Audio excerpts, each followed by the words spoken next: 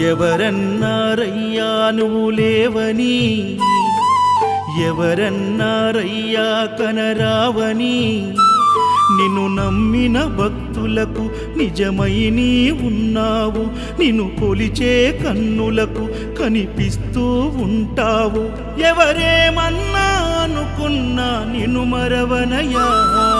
శరణమయ్యప్ప స్వామి అయ్యప్ప, శరణాలు మరవలేను విడవలేను అయ్యప్ప.